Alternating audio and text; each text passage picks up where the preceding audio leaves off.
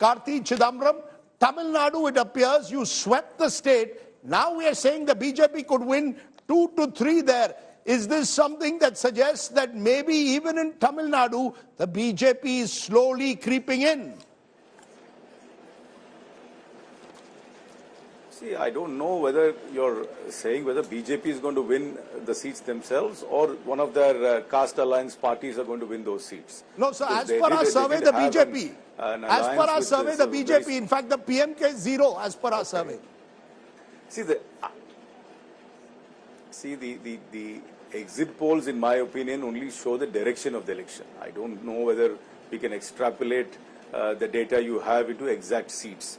All I can say is the direction of the election in Tamil Nadu is in favor of the DMK-led India Alliance in Tamil Nadu, and that's what your poll is also indicating. That's not a surprise to me. But whether it will lead to any seat conversion, only the results will hold true when they actually we do the counting.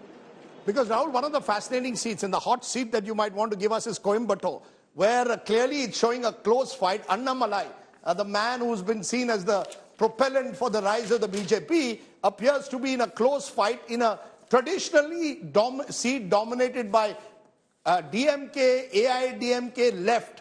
You've got him in the fight. And so it shows the changing nature. Has won earlier. So as we said, we have these hot seats with all the cool hawa. So let's take a look at what's happening in Coimbatore. It's the BJP state president, Annamalai, who we know is watching very carefully. Good friend of Tejasvi Surya, by the way. Ganpati Rajkumar, the former mayor of Coimbatore from the DMK, and Singai Ramachandran of the AIADMK.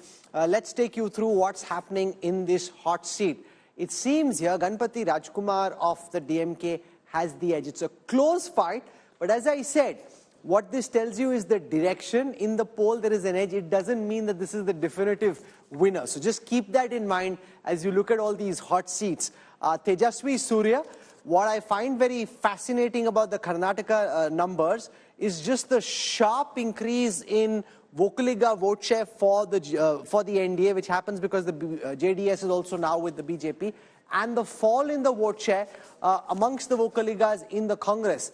Now, DK Shiv Kumar was thinking that if he is able to do very well and get the Vocaligas to back him, he could send Siddaramaiah to the center. There's already conversation in Congress circle that Siddaramaiah becomes finance minister. DK Shiv Kumar wanted to be chief minister. So they were thinking all of that. But it actually seems in these numbers that the BJP could end up between 20 and 22 seats in Karnataka.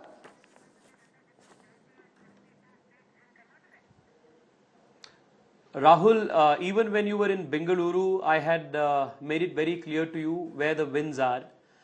Karnataka, if you observe, even from 2009, has always voted for the BJP decisively when it comes to parliamentary elections, irrespective of the outcome of the assembly elections. So this only has grown much stronger post the Narendra Modi era in Indian politics. So whether you look at 2014 or whether you look at 2019, both of these elections have been a clear sweep for the BJP. So from 2009, there has never been a looking back for the BJP as far as Karnataka is concerned. And even this time around, we have bounced back after the state assembly debacle that we had.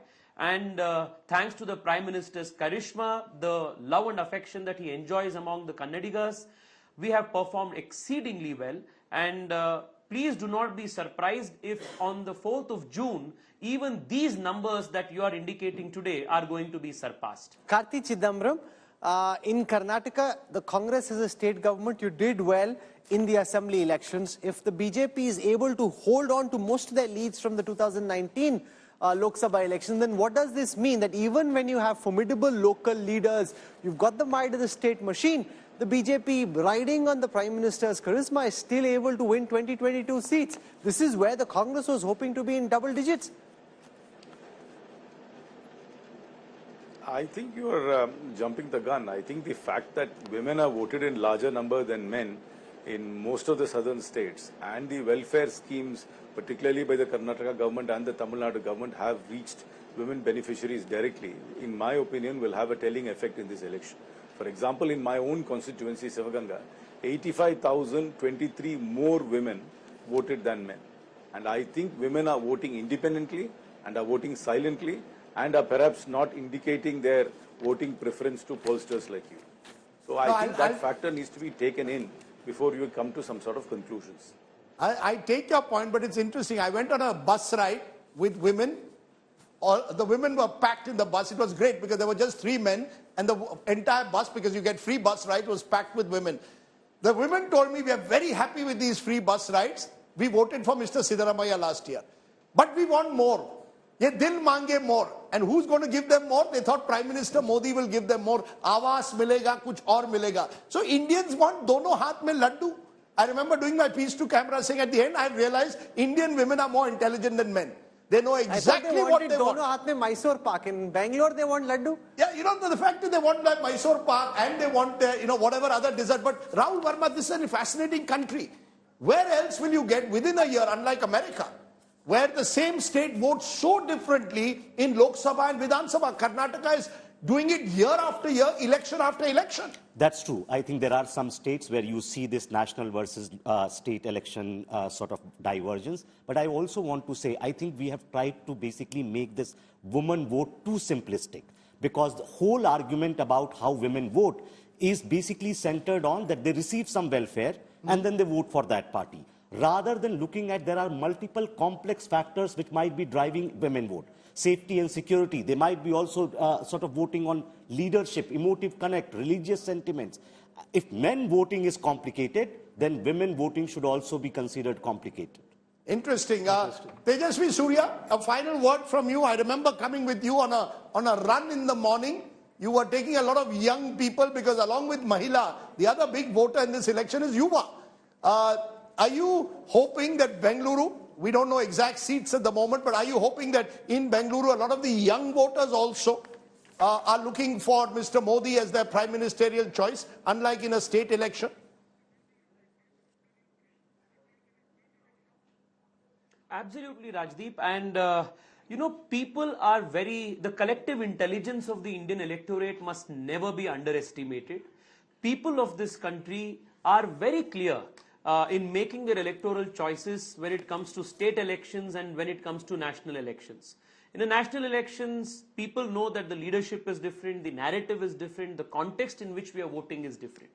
People have seen and felt the transformation that the country has witnessed in the last 10 years. They have been direct beneficiaries of it in one form or the other.